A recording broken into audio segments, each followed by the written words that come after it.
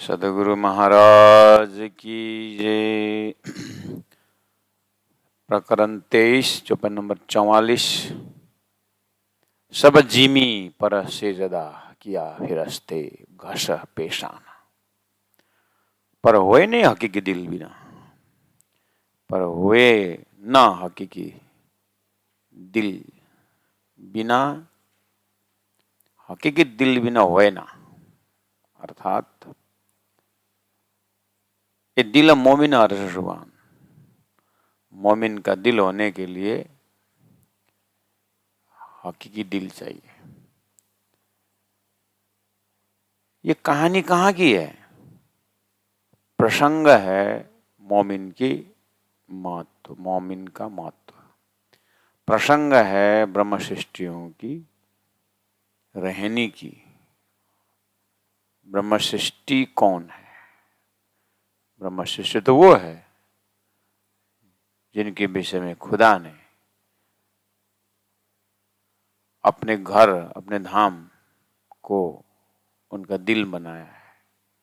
मोमिन का दिल ही खुदा का धाम है। वो उसके बराबर करना चाहते हैं। इसका मतलब इनको सृष्टि के विषय में पता नहीं। इसका मतलब है सृष्टि में 3 सृष्टि होना और जीव और ईश्वर, ये जो एक दार्शनिक टर्मिनोलॉजी है,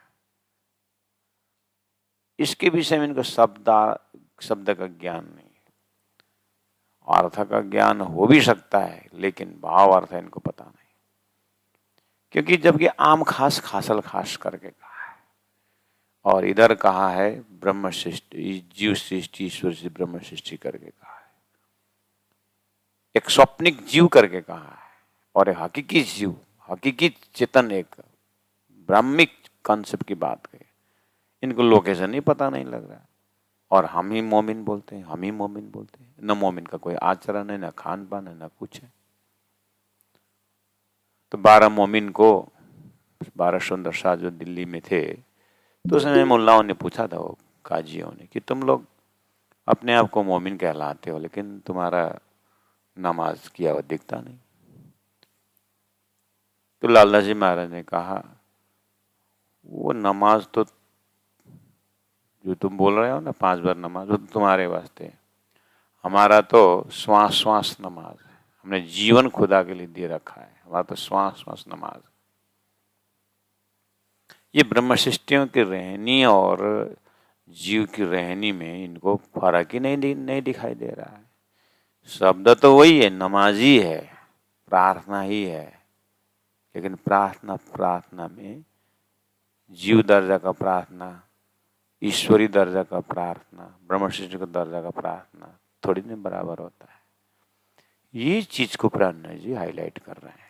इसीलिए उन्होंने, हाँ, अजाजिल ने पेशानी मतलब साष्टांग करते हुए 1-2 इंच अंगुली भी छोड़ा नहीं, इतना नमाज किया है, इतना उसने सेजदा किया है।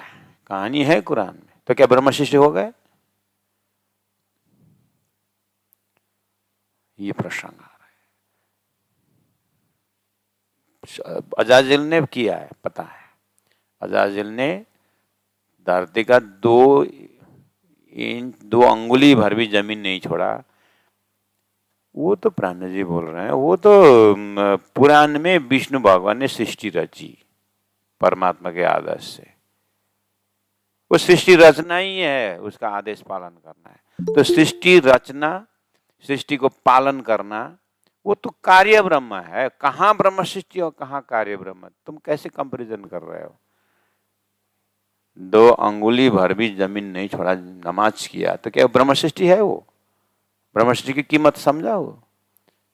अरे झूठे जमीन, झूठे देवता, झूठा नमाज, ले वो सच्चा से कंपैरिजन कर रहा है। मोहम्मद ने जिस मोमिन की बात कही है, वो तुम्हारा जैसा नमाज करने से, ऐसा धार्मिक रहनी करने से ब्रह्म सृष्टि होगा, ऐसा नहीं है। वो तो पात्र तैयार हो रहे हैं और कार्य ब्रह्म है। उनको त्रिगुण को ना ही फेर करके वो तो अक्षर के एरिया से आए हैं अजाजिल, वो विष्णु त्रिदेव, वो तो शेष नारायण जाएंगे, आदि नारायण जाएंगे, और वो अव्यकित में वो उठेंगे। वो तो कार्य ब्रह्म है। जब तक सृष्टि है तब तक उनका अस्तित्व है, उसके बाद उनका काम खत्म। और कहाँ ब्रह्म सृष्टि, ब्रह्म और ब्रह्म सृष्टि एक ही रंग वाले हैं, एक ही गुण वाले हैं। अब बन गए मोमिन। शब्द पकड़ के नहीं होगा महाराज, तुम्हारे पास इलम लुदनी नहीं है, तारतम्य ज्ञान नहीं, इसलिए खिचड़ी कर रहे हो। इस तरह से प्राणनाथ जी बता रहे हैं कि एक मोमिन ब्रह्म सृष्टि ये कौन है, इसका महत्व। सनंद ग्रंथ में कुरान का टर्मिनोलॉजी से मोमिन की व्याख्या कर रहे हैं। उसको 51 चौपाई में इस प्रकरण में है, हर अंतिम लिटि में सो दिल मोमिन अरस शुभान करके कहा है। तो अब इतना जानने के बाद हम अपने हृदय को कीमत समझना चाहिए कि सही में राजी महाराज ने मेरे हृदय को परम धाम बनाया है। तो फिर राजी महाराज मेरे हृदय में विराजमान है। तो राजी महाराज हृदय में विराजमान है तो मेरा आचरण कैसे होना चाहिए, मेरी बोली कैसे होनी चाहिए, मेरी भाषा कैसे होना चाहिए, मेरा खुराक कैसे होना, मेरा चिंतन कैसा होना चाहिए, ये सब उसके आगे की बात है। तो कम से कम इतना अवेयरनेस हो जाए कि मेरे हृदय में परमात्मा विराजमान है। कुरान में लिखा हुआ है, मोमिन का दिल अरश का, खुदा का अरश है, ऐसा बताया है। तो इस तरह से आपने देखा कि ये चौपाई नंबर 44 में सब जिमी पर सेजदा किया फिरस्ते, अर्थात अजाजिल ने घस पूरा घिस घिस करके, पेशान मतलब ललाट को घिस के साष्टांगा करते हुए नमाज किया, सेजदा किया, तो ब्रह्म सृष्टि हो गए। पर होए नहीं, होए ना, हकीकी दिल बिना मोमिन का बराबर नहीं हो सकता है। वो तो सच्चा दिल वाले, वो तो मोमिन ही है, एक झूठा दिल वाले है। तो इस तरह से दूध का दूध, पानी का पानी अलग कर रहे हैं। ब्रह्म सृष्टि जो परमहंस है और वो हंस ही है, और बगुला सफेद हुआ करके हंसों के साथ बराबर नहीं हो सकता है। एक झूठ झूठी, एक सच्चा सच्चाई है महाराज। इसलिए 45 चौपाई में कहा कलमा, निमाज, रोजा दिल से करेंगे। कौन? ये ब्रह्म सृष्टि मोमिन। दे जगात आप कुर्बान, वो अपने आप को कुर्बान करना ही उसकी जगात है, दान है। गुरु जी मंगलदास जी ने कहा है, तुमने फूल चढ़ाया, तुमने फल भोग लगाए, फल चढ़ाया, फूल चढ़ाया, खुद चढ़े करके बोले, यानी खुद समर्पित होकर के जीवन उनमें समर्पित करना, ऐसा किया है। तो लालदास जी महाराज ने कहा ये नमाज तुम्हारे वास्ते, 5 बार नमाज करो शुद्ध पवित्र होने के लिए। हमारे लिए नमाज का तुलना नहीं, हमारा तो श्वास श्वास नमाज है, हमारा त्यागी नमाज है। इसलिए ऐसा सोचने से अच्छा खाली शब्द नमाज है, एक शारीरिक नमाज, एक मानसिक नमाज, एक बौद्धिक नमाज, ऐसे का आत्मिक नमाज, शरीयत तरीकत हकीकत मार्फत दर्जा का नमाज, कर्म उपासना ज्ञान विज्ञान दर्जा का नमाज। व्यक्ति वही है, प्रसंग वही है, लक्ष्य वही है, लेकिन भाव दशा का फर्क होगा। खाली शब्द पकड़ने से नहीं होगा। शब्द तो ये कलमा, कुरान में कलमा कलमा बोलते, ला इलाहा इल्लल्लाह। प्राणनाथ जी बोलते हैं ब्रह्म सृष्टि के लिए तारतम्य से बड़ा कलमा कुछ नहीं है। तो निमाज, प्रार्थना, तारतम्य वाणी द्वारा राज्य की सेवा पूजा ही ब्रह्म सृष्टि के लिए निमाज है।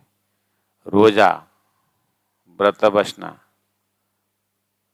जिस दिन तारतम्य वाणी का चिंतन नहीं होता है उस दिन रोजा बैठने का, जिस दिन तारतम्य वाणी का मनन नहीं होता है उस दिन रोजा, उस दिन व्रत ही करो, या तो फिर तारतम्य वाणी को ही, तारतम्य वाणी ही उसकी नमाज रोजा है। जगात दान, क्या दान दे सकते? मैं खुद दान दे रहा हूँ। राजा बलि ने कहा मेरे सिर पर सर रखो, यही अंतिम। इसीलिए 14 लोक में भी ऐसे मार्फती नमाज है। मार्फती जगात दान है, द्रव्य दान, कन्यादान, ऐसा दान की बात नहीं कर रहा। स्वयं दानी बन जाओ, यानी स्वयं जो है अपने मस्तक को समर्पित कर दो, स्वयं को दान में दे दो। अर्थात सुहागिन अपना अस्तित्व को न रखें। नदियां जाकर के सागर में जगात दान, अपना अस्तित्व खो जाते। ऐसे मार्फती जगात जो है ब्रह्म सृष्टि करते हैं। और करे हज बका हमेशा की तीर्थ कर, तारतम बानी को, एक एक चौपाई को हृदय में बैठा, इससे बड़ा तीर्थ क्या हो सकता है। ये मार्फती तीर्थ है।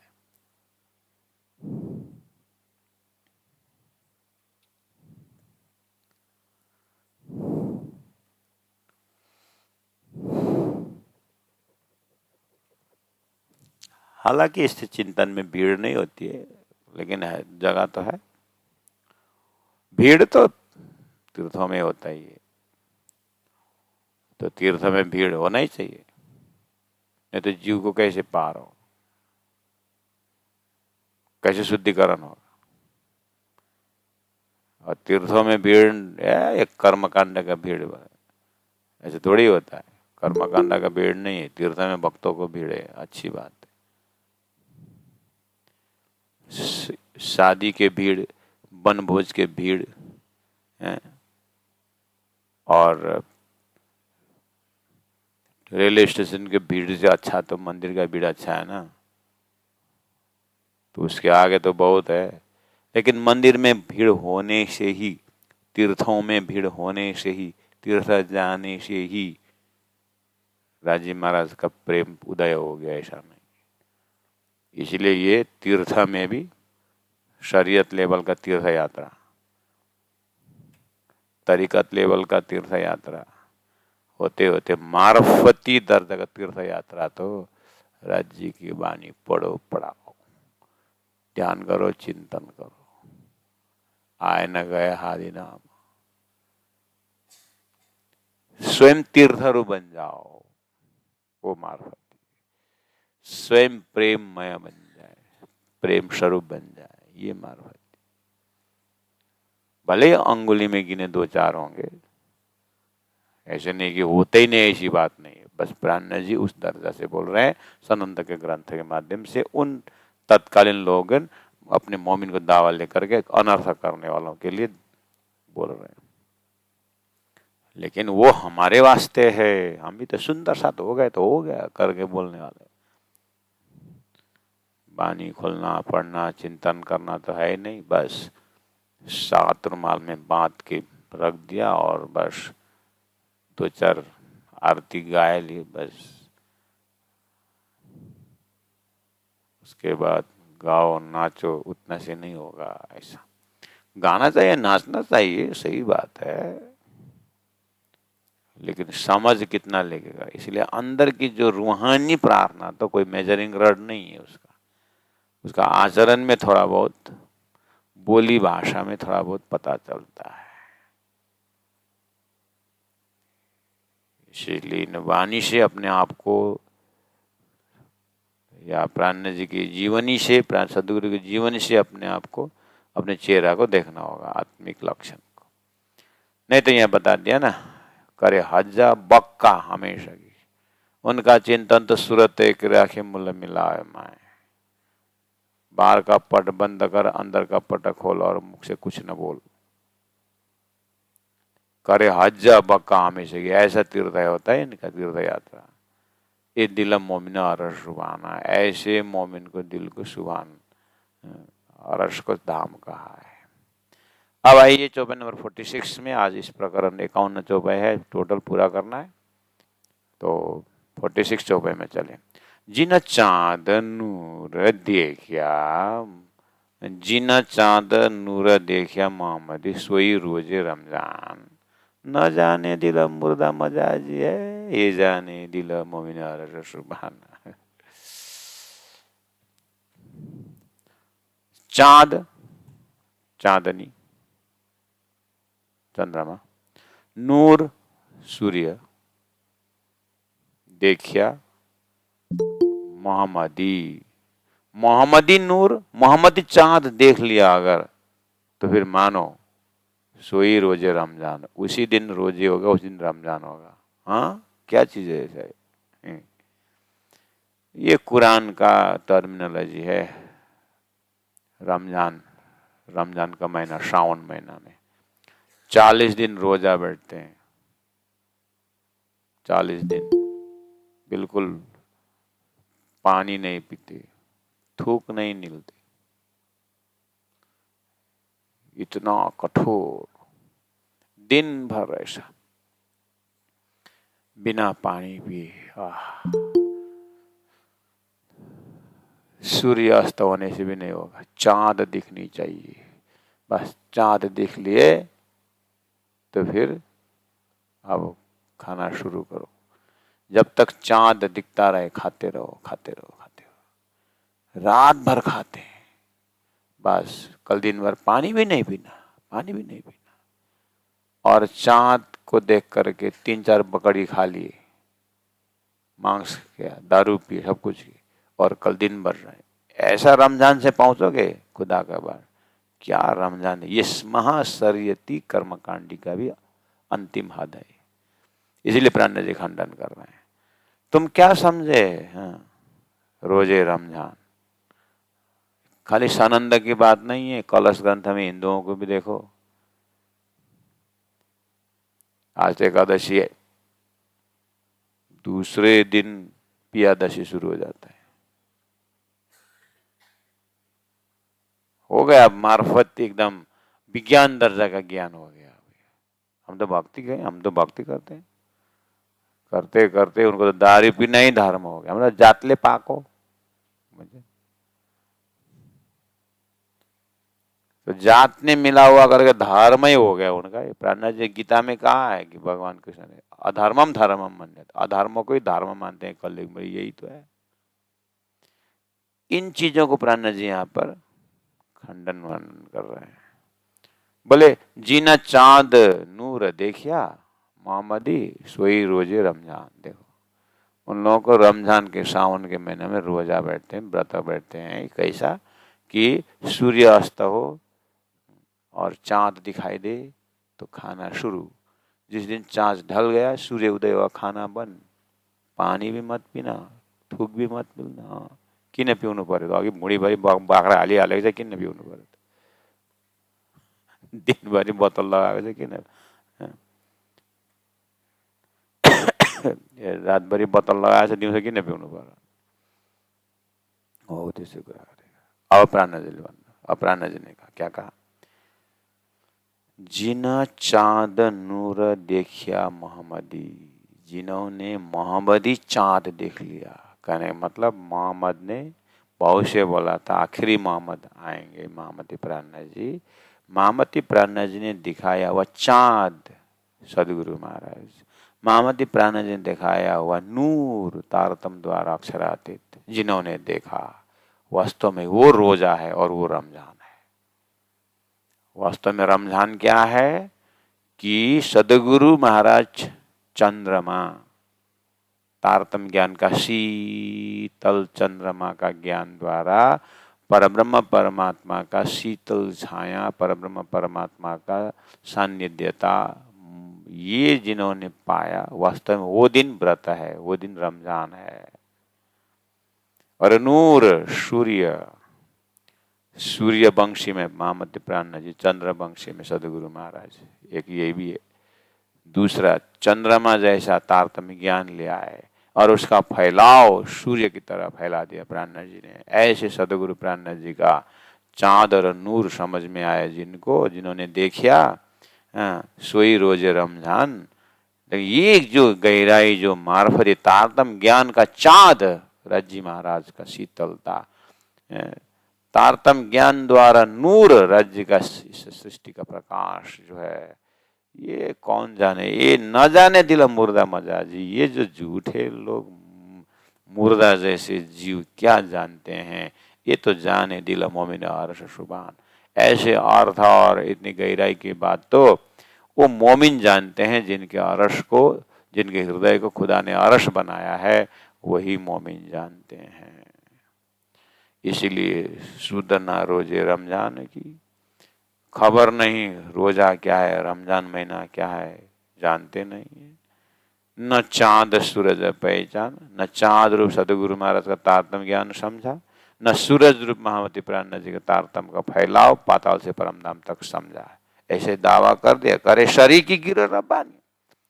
ऐसे अज्ञानी लोग, झूठे मायावी लोग, जीव करे शरीकी, बराबर मानते हैं अपने को, गिरो रब्बानी, रब्बानी कला, रब्बानी गिरो, परमात्मा के जमात और ब्रह्म सृष्टि के बराबर होना चाहते हैं। जिन रब्बानी गिरो को, दिल को तो सुभान ने अरश बनाया है। ऐसे जमात को शरीकी बनना चाहते हो, रात भर खाया, रात भर पिया और दिन भर उपवास बैठा, ब्रह्म सृष्टि बन गए। इसलिए हे मुसलमानों, मोमिन एरिया अलग है, फरिश्ता दर्जा अलग है।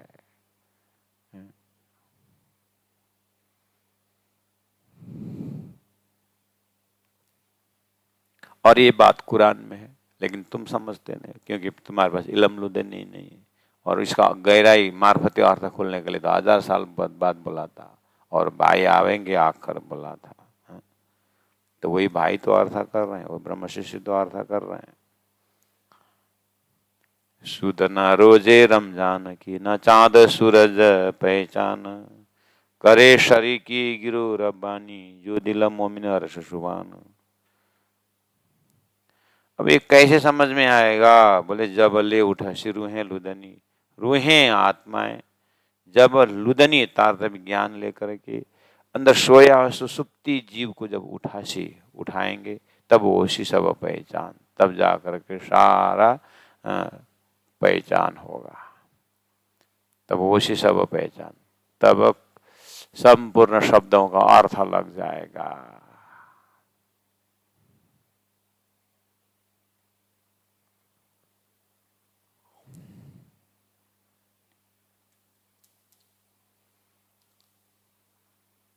जब ले उठा सिरू है लुदनी, तब उसी सब पहचान, दई हयाती सबना को, जो दिला मोमिन और सुबान। सुबान ने जुन मोमिन को, दिल को धाम कहा है, ये मोमिन तो क्या करेंगे? दई हयाती सबना को, सबको अखंड मुक्ति देने वाला है ये मोमिन तो। और तुम किसको मुक्ति दे भाई? मोमिन को दावा लेने वाले मुसलमानों, आप लोगों ने कितने को मुक्ति दिया? मुक्ति देना तो नहीं, हिंदुओं को बंधन में डाल रहे, क्या है मुक्ति देगा? तो गैर मुसलमान को तो आदमी नहीं समझते हो, और बोलते हो मोमिन की बात, दावा लेते हो मोमिन की। तो इसी बहाने उन्होंने मोमिन का लक्षण बताया, जिससे हम अपने हृदय को और मजबूत और सफाई और हमारी गलतियों को हमें झांकने को मिला। इसलिए फायदा अपने को है, अपने को फायदा उठाना है। दुनिया जागे न जागे, लेकिन खुद तो जागे। इसलिए प्राण जी महाप्रभु ने हमारे वास्ते कुरान का सार बताया, ऐसा मानना चाहिए। तो 49 चौपाई में कहा, इससे आब हयाती पिलाइया, काड़िया कुफर जिमी आसमान, दिन एक किया सब इस्लाम, ये दिल मोमिन अरश शुबान। इससे आब हयाती पिलाया, इससे सदगुरु महाराज ने आब तातम वाणी रूपी प्रेम, हयाती जो अखंड करने वाला है, पिलाइया पिलाया। इससे सदगुरु महाराज ने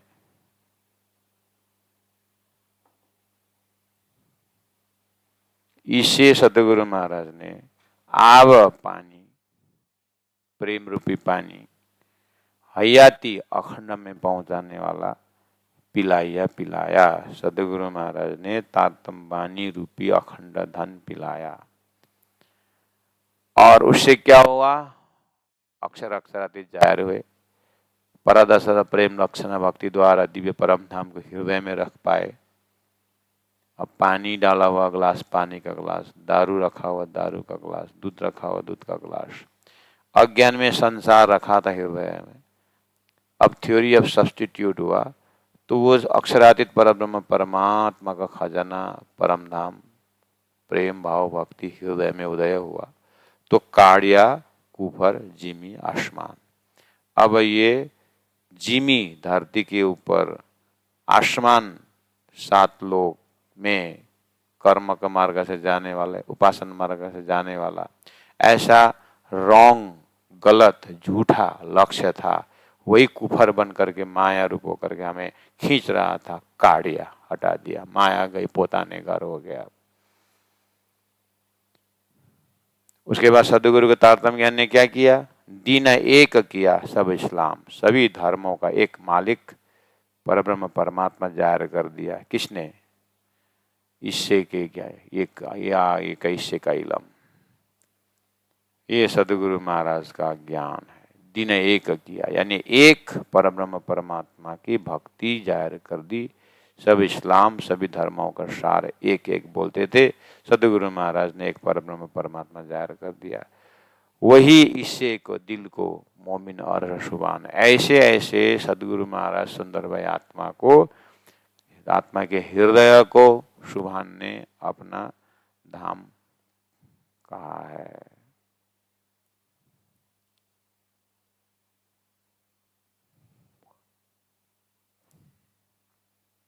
और वो मोमिन को तो शहरग से हक नजीक, प्राण नली से भी खुदा नजदीक है।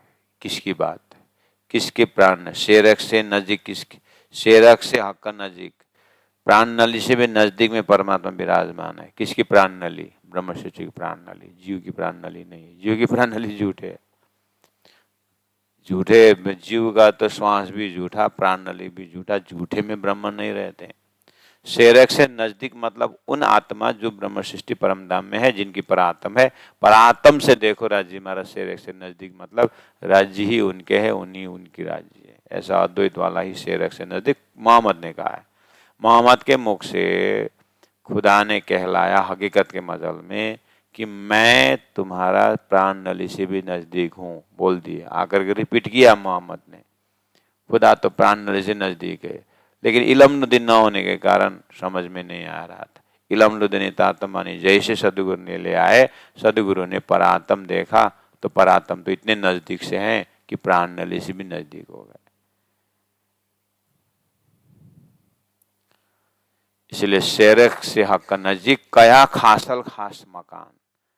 तो वास्तव में शेरक से भी नजदीक, प्राण नली से नजदीक जिनका घर है वही खासल खास है, और वही खासल खास का मकान, घर, परमधाम मोमिन का दिल है, शेरक से नजदीक है। इस तरह से इत हिसाब इत कयामत, यही ब्रह्म सृष्टि ही जानते हैं इसका हिसाब, दूरी और नजदीकी हिसाब, जागृत और स्वप्न के हिसाब ब्रह्म सृष्टि जानती है। क्यों? जागने के बाद जागृत की दर नहीं है, नींद से जागने के बाद जागृत की दर नहीं है। यत्र तत्र जागृत है, 25 वक्त परम धाम ही है। जागने के बाद कहाँ है? सोई घड़ी सोई पल उठेगा नहीं, जमुना जी है, कहाँ भ्राम है ही नहीं। लेकिन जागना चाहिए। तो बोले यही ब्रह्म सृष्टियों के हृदय में हिसाब है, यही ब्रह्म सृष्टि के हृदय ही वास्तव में क़यामत को जानता है। जो दिल मोमिन और शुभान, जिस दिल को परमात्मा ने अरश करके कहा है।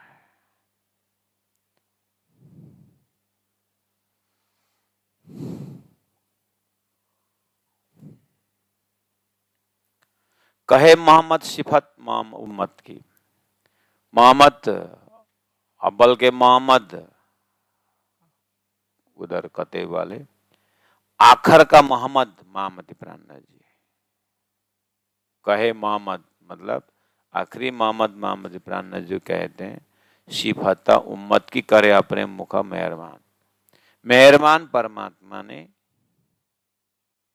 मेहरबान कृपावान परमात्मा ने अपने मुख से ये जमात की महिमा गाई है। कैसे? परम नाम का प्रेम संवाद में याद है ना, राजी ने क्या बोला? तुम मेरे माशूक हूँ, मैं तुम्हारी आशिक हूँ। तो महिमा किसकी गाई?